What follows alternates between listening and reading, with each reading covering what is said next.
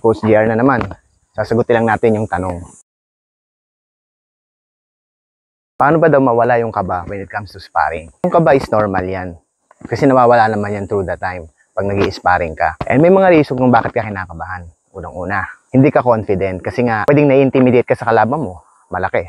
Kasi ikaw, maliit. Or iniisip mo sa kalaban mo naman is yung isa is matagal na. Ikaw, bago pa lang. At iniisip mo na mabubugbog ka lang. So, bibigyan kita ng tip para mawala yung kaba mo. Usually, kaya tayo kinakabahan pa nakikipag-sparring tayo is kulang yung skill natin. So, imaginein mo, kung may skill ka, kakabahan ka kaya?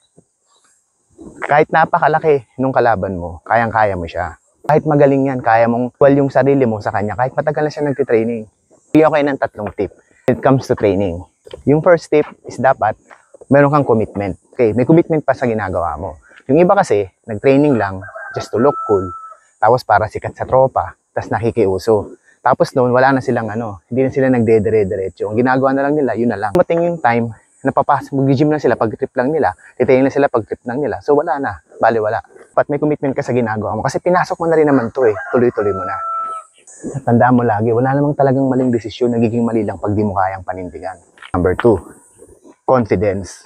Remember mo yung first time na pumasok ka sa isang gym, di ba? Nahihiya kang sumuntok, nahihiya kang pumuntok sa bag kasi nga wala ka pang skill. Commitment kasi, pag may commitment ka sa ginagawa mo, tapos na nagte-training ka everyday, tapos doon mo na mabubuo yung skill na kinakailangan mo. Kasi napakahalaga ng skill. Kapag may skill, pag nabuo mo na yung skill mo, doon na lalabas yung confidence mo. Kaya unti-untiin mo. Lagi mong tatandaan, yung skill is process yan. At number 3, yung pinakamahalaga na wala sa iba. Ano yun? Consistency. Dapat kasi pag nag-training ka is consistent ka. Hindi yung nag-training ka lang kapag trip mo lang. Training ka lang kasi nandyan si crush or nandyan yung magpapasikat ka lang sa gym. Hindi. Dapat consistent ka. Kasi pag consistent yung ginagawa mo is nag-grow ka everyday. Tapos pag pinapamiss ka ni coach, sabi mo, data na lang gagawin ko. Wag. Susundin mo lagi yung coach mo. Kasi alam niya yung ginagawa niyan. So yun na yung 3 dapat na basic na meron ka. So commitment, confidence, and consistency. Pag wala ka ng isa niyan, huwag ka nang umasa. Ayos ba?